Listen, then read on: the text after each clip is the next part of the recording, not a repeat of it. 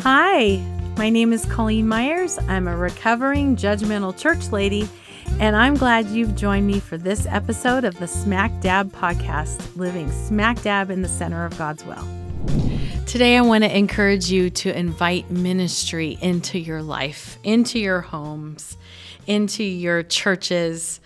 And I want to share this verse that I want to base this podcast on today. It's found in Luke 16, verse 9. It says, first I need to tell you that it's the parable here in Luke 16 that Jesus is telling of the shrewd manager.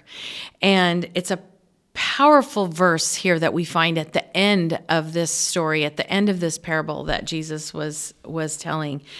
And it says here, in verse 9, here's the lesson. Use your worldly resources to benefit others and make friends.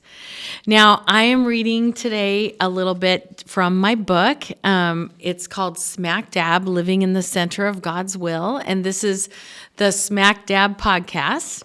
It's available on Amazon. And I just thought that I would just read a little bit from chapter 20 here, where I address this subject. So here we go. I've been on the receiving end of someone using their worldly resources to benefit others and make friends. Once at a Christmas luncheon, I ran into an acquaintance. We greeted each other.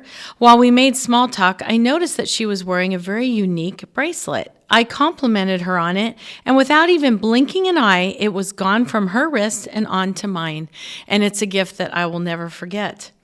We went from acquaintances to friends that day because of that gesture. Our relationship changed in that moment.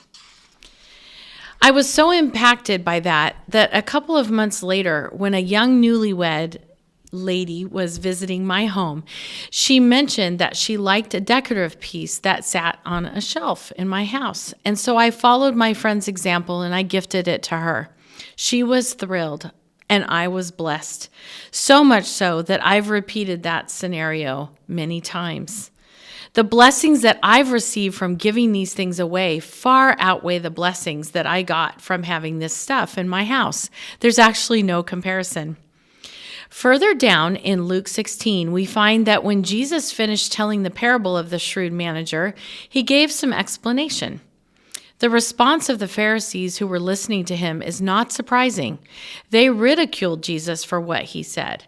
But what catches my attention is what the Bible lists as the source of their bad attitudes. Check this out. Here's Luke 16, verses 14 and 15.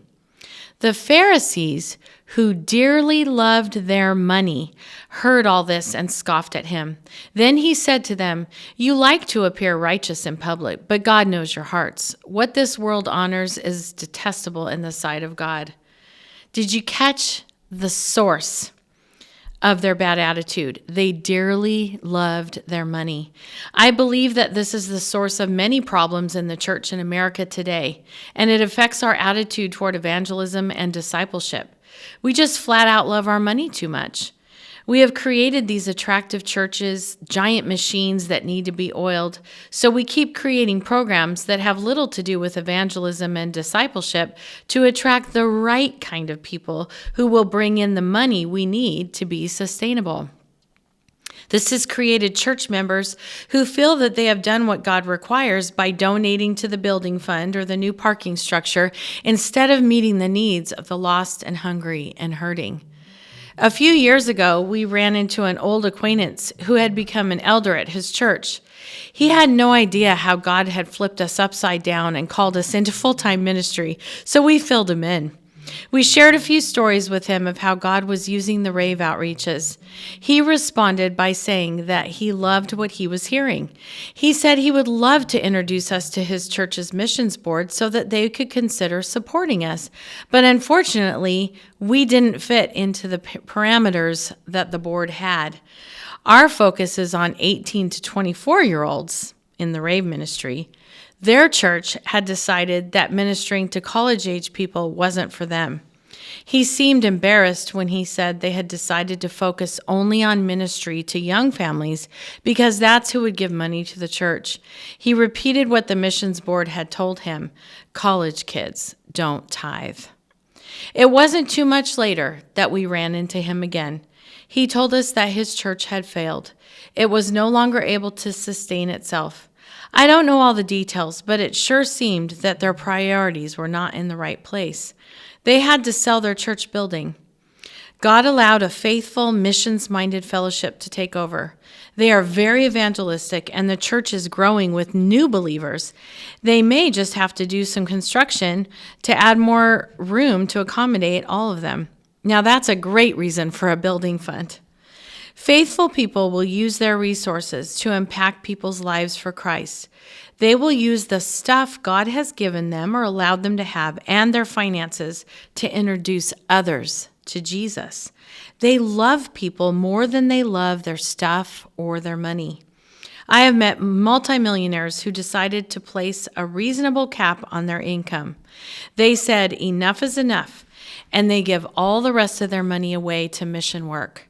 They choose to live modestly for the sake of the gospel. Using my stuff for the kingdom used to be a big issue for me.